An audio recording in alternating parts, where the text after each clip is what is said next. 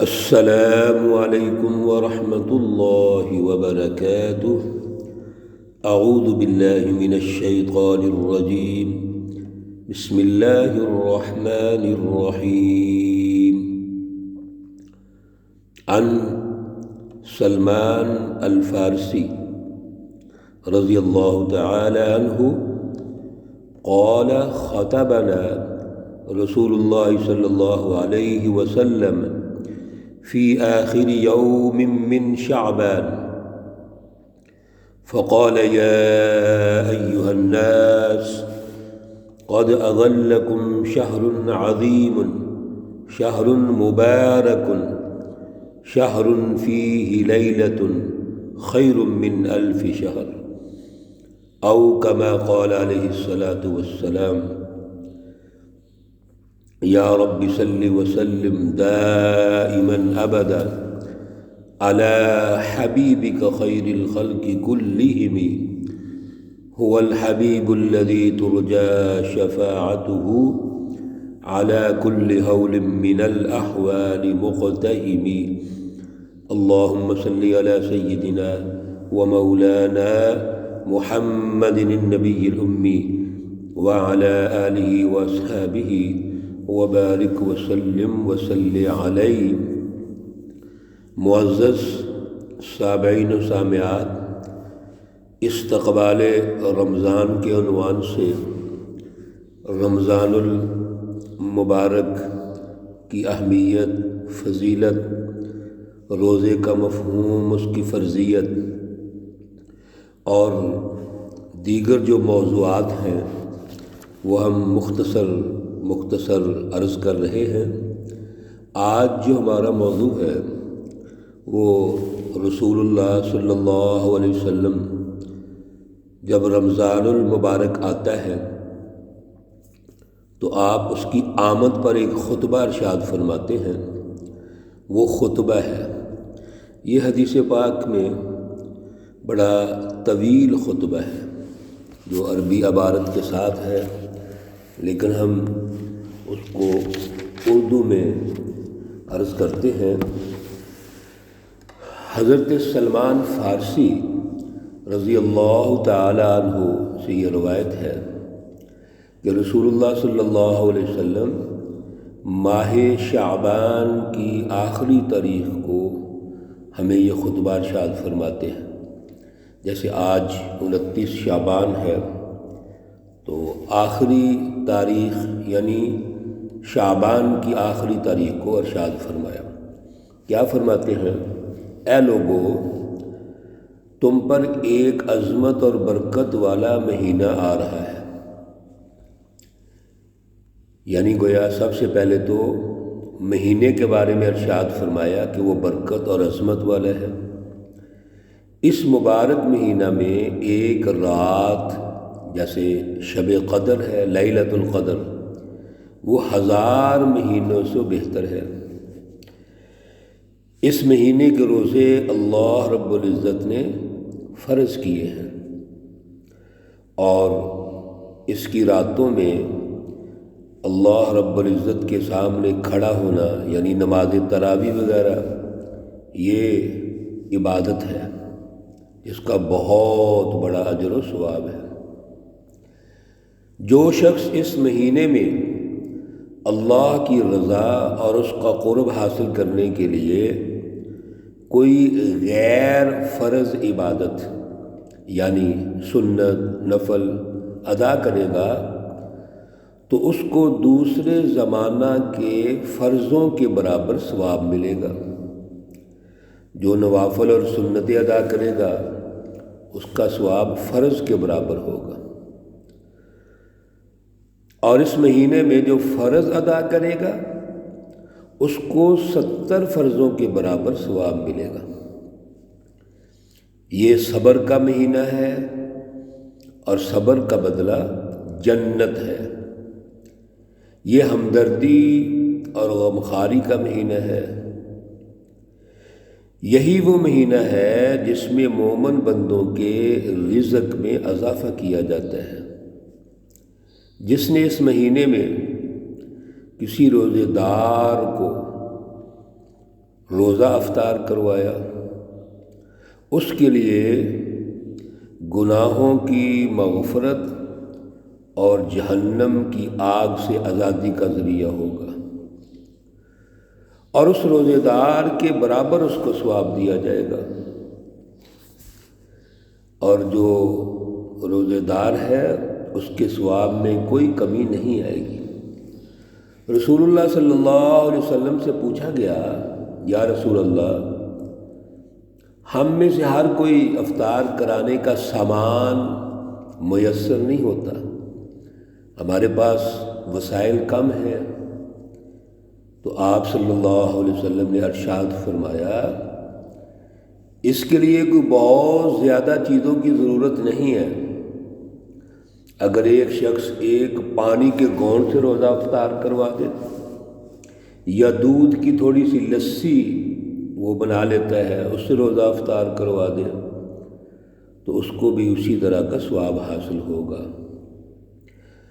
رسول اللہ صلی اللہ علیہ وسلم نے فرمایا، جو شخص روزے دار کو پورا کھانا کھلائے گا، اللہ رب العزت میرے حوض یعنی حوض کوثر سے اسے سیراب کرے گا، جس کے بعد اس کو کبھی پیاس نہیں لگے گی اور وہ جنت میں چلا جائے گا۔ اور آخر میں رسول اللہ صلی اللہ علیہ وسلم نے فرمایا، اس ماہ مبارک کے 3 عشرے ہیں اور 3 حصے ہیں۔ ابتدائی جو حصہ ہے عشرہ ہے وہ رحمت کا ہے، درمیانی حصہ دوسرا عشرہ مغفرت کا ہے، اور آخری حصہ یعنی تیسرا جو عشرہ ہے وہ جہنم کی آگ سے آزادی کا ہے۔ اور فرمایا کہ جو شخص اس مہینے میں اپنے غلام اور خادم کے کام میں تخفیف اور کمی کرے گا، اللہ رب العزت اس کو بخش دے گا اور وہ جہنم سے رہائی اور آزادی حاصل کر لے گا۔ میرے عزیزوں، یہ آپ صلی اللہ علیہ وسلم کا وہ خطبہ ہے جو رمضان سے پہلے اور شعبان کے آخر میں ارشاد فرما رہے ہیں۔ اس میں اگر خلاصے کے طور پر عرض کریں تو جیسے ہم تقویٰ کو سمجھ رہے تھے کہ تقویٰ کیا ہے، مقصد اللہ کا ہمارے اندر تقویٰ پیدا کرنا ہے کہ آپ اللہ نے روزہ فرض کیا ہے، فرض سمجھ کے رکھیں، لیکن جب روزہ رکھ لیا ہے تو اس کے کچھ تقاضے ہیں وہ پورے کرنے ہیں۔ کیوں؟ اللہ کا حکم ہے، تو اللہ کی پہچان، اس کا شعور، یہ تقویٰ ہے۔ اور پھر ہم اللہ رب العزت کی اس طرح پہچان کر لیں کہ اس کی رٹ قائم ہو جائے ہمارے دماغوں میں، ہمارے قلوب پر، ہم کوئی اور چیز سوچتے ہی نہیں، ایک ہی چیز سوچتے ہیں کہ اللہ ہم سے کیا چاہتے ہیں، ہم سے کیا مطالبہ کرتے ہیں، اللہ نے ہمیں کیوں دنیا میں بھیجا ہے۔ یہ شعور، یہ تقویٰ کی ایک بنیاد۔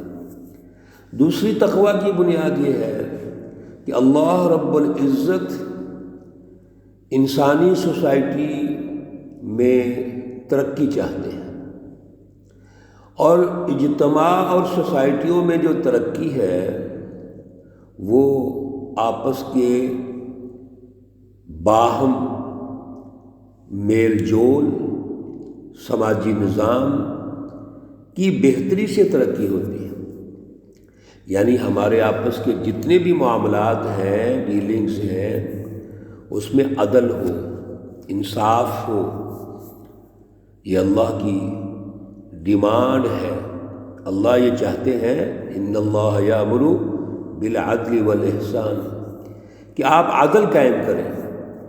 اب ہر قسم کے ظلم سے نفرت، ظلم سے بغاوت اور عدل سے پیار، اس سے انسانی معاشرے ترقی کرتے ہیں۔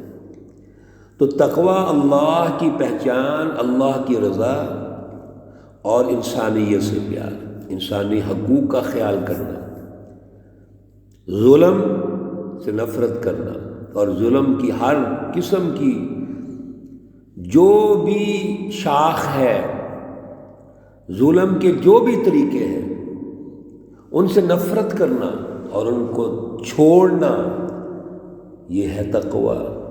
تو اس حدیث مبارکہ کا بھی خلاصہ یہی ہے کہ اللہ ہم سے اس روزے کے ذریعے سے جو ڈیمانڈ کر رہے ہیں وہ تربیت کی کر رہے ہیں۔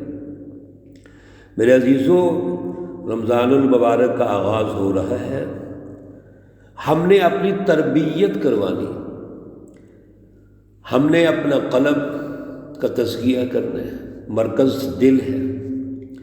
اس ماحول سے جو اللہ ہمیں ماحول دے رہے ہیں، ایک مہینہ، یہ اصل میں عبادت کا ماحول، روحانیت کا ماحول ہے۔